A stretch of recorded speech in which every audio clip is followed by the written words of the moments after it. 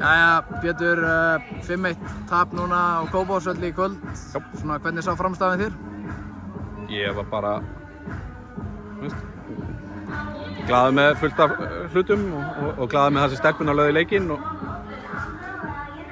ég var kannski bara aðalega svona óhress með sjálfa mig og hvernig við byrjum, hvernig við rauninni ykkur fíblalæti sem við ætlum að fara í hérna í byrjunleik sem að svona eftir á hyggja hefði verið betra að sleppa og fara bara og halda okkur við það svona það sem að við höfum verið að gera og erum góð í en hérna þegar þú ert að fara að spila á móti Íslandsmeisturunum þá kannski getur þú dottið í þá gildru að ætla að fara að ofhugsa hlutina og vera svaka sniður og það misjafnaðist í dag. Hvað áttu svona við með því? Já, við fórum bara í breyttum fullt af hlutum sem að í okkar leik, við erum með hvernig við spilum er svona oft svipað, við getum stilt varnarsinna og getum gert fullt af hlutum sem að ráðstafa það í hvernig staðan er í leikjum eða hvernig mótherrin er en í dag förum við í 5-4-1 eitthvað, það var bara ekki nógu vel framkvæmt og það er bara á mér og það er bara hérna mistök sem ég þarf að læra af en stelpurnar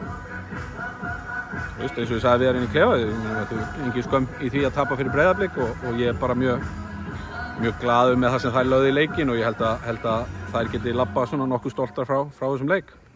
Já, þetta er auðvitað nágrannslegar á bestu gerð og hérna fyrst gett sem liðið mætast í kvennaboltanum. Já. Svona, var eitthvað öðruvísi við þennan leik en aðra?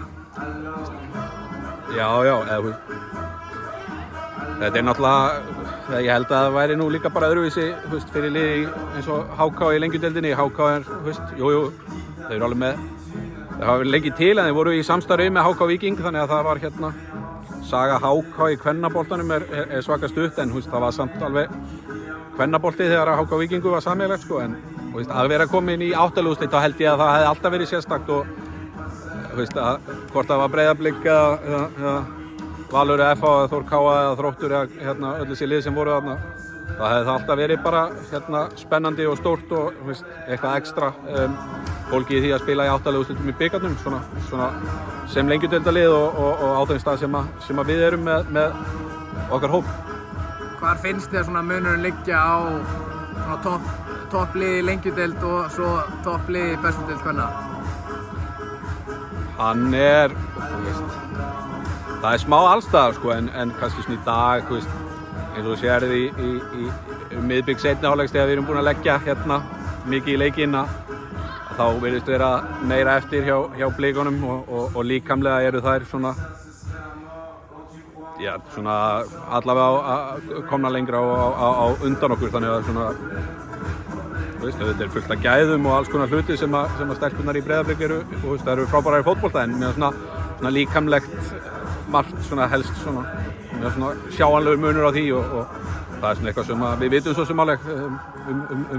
munin á þessum tveimur deildum Já, nú er liðið dottu úr bikar og samt á samanskapi á toppnum í lengjudeildinni, er ekki bara upp áfram og vinna þessa lengjudeild? Jú,